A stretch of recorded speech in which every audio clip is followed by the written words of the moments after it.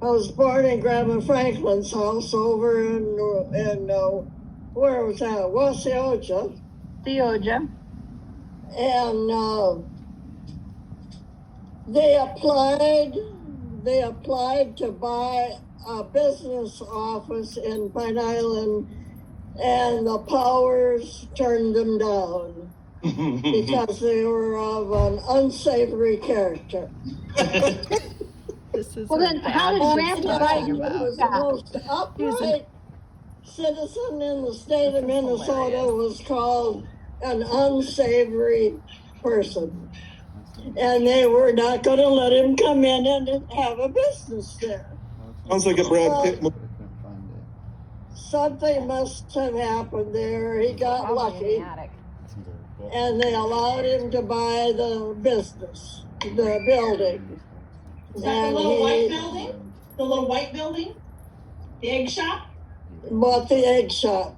It used to be a 2-story building, and my dad ripped off the top story. And thrived there. He made a good business, sold and bought chickens and eggs and seeds and feed, everything the farmer needs. And it was during the Second World War, early on, in the, I don't know, around the 40s, that they asked him to teach school. Because when he graduated high school, the 12th grade, they called it normal training. And that sufficed for teachers training. They could go and teach now. And he did teach for a couple of years over there in Wisconsin. But then when he got into business in Pine Island and they wanted him to go and teach school and leave his business, he told them no. He should have said shove it, but he was too nice. Because of the unsavory part. The accusations of being unsavory. Yeah, he could have told him to just shove it, but he didn't. He was a nice guy. He was unsavory. Let's face the facts. But he was so unsavory. He made a damn good business. Now we know where the bad blood comes from. That's it. I think Grandpa was a Rolling Stone bootlegger? Are you kidding me? Or an entrepreneur. Oh, What do you think about He it? was ahead of his time, man. I'm proud of that. I'm like, Gramps was a bootlegger, man. Well, he was such an unsavory character that I love that word. after he retired from the shop, he actually ran the whole darn Pine Island money issue.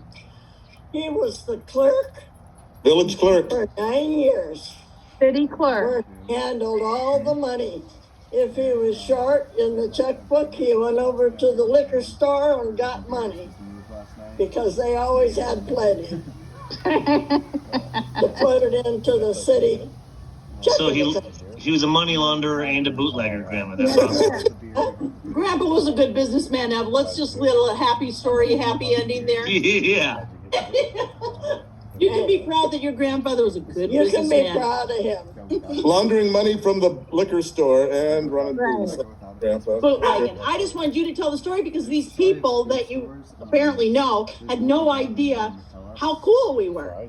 Yeah. And I just He was thought a cool guy. Diane wrote it. I just thought he was Diane and Lynn claim I didn't write about bootlegging. Huh? they're claiming they don't know either that or they've been around beige too long. I don't know. Well, I didn't write about bootlegging, Mom.